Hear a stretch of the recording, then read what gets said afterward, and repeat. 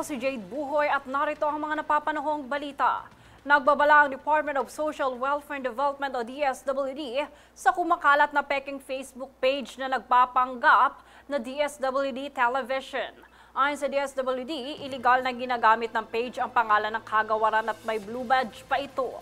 Paglilinaw ng DSWD, hindi ito konektado o otorisado ng kagawaran at naglalaman pa ng mali at mapanlinlang na impormasyon ukol sa lockdown sa mga lugar sa makikita sa inyong screen.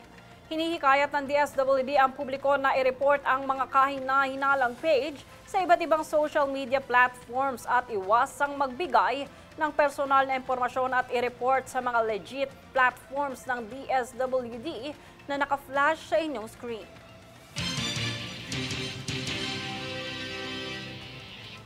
Inanunsyo naman ngayong araw ni Department of Public Works and Highways o DPWH Secretary Vince Dizon na mayroong higit 2,000 posisyon ang bakante sa DPWH. Tungayan ang ulat mula kay Reyabel Medina. Inanunsyo ngayong araw ni Department of Public Works and Highways o DPWH Secretary Vince Dizon na may higit 2,000 bakanteng posisyon ang DPWH sa buong bansa. Nakausap ko po ang ating HR at ako po ay na-inform na merong halos 2,000 bakanteng posisyon. 2,000. Halos. To be exact, 1,993. To be exact. Pero pang-aabot pa ng 2,000 mahigit yan. Ayon sa kanya, gusto niyang ang mga tao na bubuo o kukumpleto sa bilang ng mga posisyon na ito ay nasa loob rin ng kagawaran. Nais ng kalihim na sa pamamagitan ng promotion ito dumaan upang makapili ng nararapat na empleyado mula sa departamento kasama na rin ang mga job order employees. Aniya, isa sa mga katangian dapat nito ay tapat at matyagang empleyado. Dagdag pa ng kalihim, hindi porkit job orders employees lang ang posisyon ng mga ito, ay hindi na sila maaaring mabigyan ng oportunidad na umangat. Batay pa kay Dizon, ang mga empleyadong ito ang kanilang uunahin sa listahan na makapasok sa mga bakanting pwesto. At para naman sa seguridad, nais ng kalihim magkaroon ng sistema at kwalifikasyon sa mga posisyong ito at ilalabas sa mga susunod na araw ang guidelines sa pangunguna ni DPWH Assistant Secretary Michael S. Villafranca. Kabilang sa mga posisyon na ito ay ang Engineer 2 hanggang Engineer 5 at lahat ng ito ay plantilla positions o permanenteng posisyon.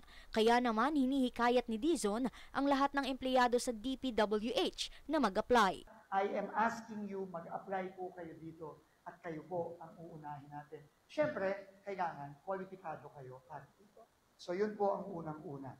Batay rin kay Dizon, nito lamang weekend ay nagsagawa sila ng strategic planning kasama ang Executive Committee kasama si former Secretary Babe Singson at Ping De Jesus ukol sa programang Cadet Program na ipinatupad taong 2013. Sa pamamagitan nito, matutulungan ang kagawaran na buhayin ang sistema sa tulong ng mga fresh graduate na mga engineers na kakapasa pa lang at bago pa lang na nagtatrabaho. Pahabol ni Dizon, seryoso siya rito at bilang patunay inanunsyo ng kalihim ang bagong tinalagang Officer in Charge o OIC Undersecretary for Convergence and Technical Services na si Lara Esquibil.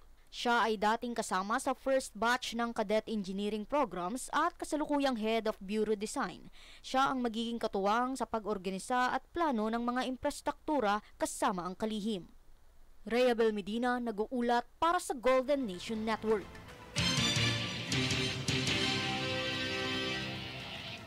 Samantala, 2 katao ang nasawi matapos bumagsak ang isang ultralight aircraft sa Palayan Concepcion, Tarlac, Sabado nitong October 18. Bilang tugon, inatasan ni Acting Transportation Secretary Giovanni Lopez ang Civil Aviation Authority of the Philippines o CAAP na ipatigil muna ang operasyon ng Woodland Air Park at magsagawa ng masusing safety audit. Ayon sa CAAP, ang mga ultralight aircraft ay para lamang sa recreational use at dapat sumunod sa mahigpit na regulasyon sa ilalim ng Philippine Civil Aviation Regulations. Kami ang boses ng pagbabago. Ako si Jade Buhoy at ito ang News Force. Sa ulo ng mga balita. DOTR nag-inspeksyon sa mga bus terminal para sa darating na undas. DPWH Secretary Dizon, inanunsyo ang 2,000 bakanteng posisyon sa DPWH. Senator Hontiveros, inilabas na ang kopya ng kanyang salin. Mga nasawing tripulante sa pag-atake ng Houthi na ibalik na sa bansa. BI, inaresto ang 4 na Koreanong pugante sa fraud operation sa Cebu City. At historic back-to-back win, nasungkit ng Pilipinas sa Miss Grand International.